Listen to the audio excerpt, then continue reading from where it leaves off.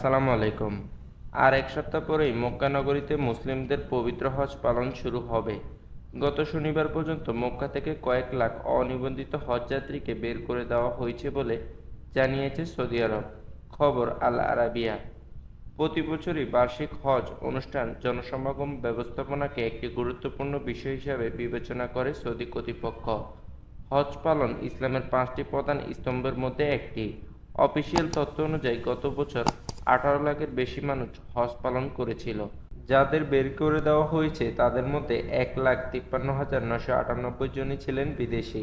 তারা ভ্রমণ ভিসায় সৌদি আরবে প্রবেশ করেছিলেন এবং হজ পালনের জন্য তাদের কাছে প্রয়োজনীয় কাগজপত্র ছিল না।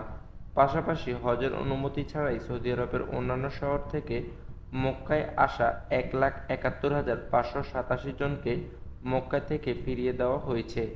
আগামী 14 জুন সৌদি আরবের মক্কায় পবিত্র হজ পালন শুরু হবে। সব মুসলিমদের জন্যই জীবনে অন্তত একবার হজ পালন করা আবশ্যক। অন্তত 4 দিন ধরে মক্কা এবং এর আশেপাশের অঞ্চলে হজের বিভিন্ন আনুষ্ঠানিকতা সম্পন্ন হয়। এসব অনুষ্ঠানের অনেকেই অবৈধ উপায়ে অংশগ্রহণের চেষ্টা করেন। কারণ বৈধ উপায়ে হজের অনুমতি পাওয়া এবং এ সম্পর্কিত ভ্রমণ প্যাকেজগুলো বেশিরভাগ ক্ষেত্রেই তুলনামূলক ব্যয়বহুল হয়ে থাকে। তাছাড়া প্রতিটি দেশে হজ পালনকারীদের জন্য কোটা সীমাবদ্ধ থাকে।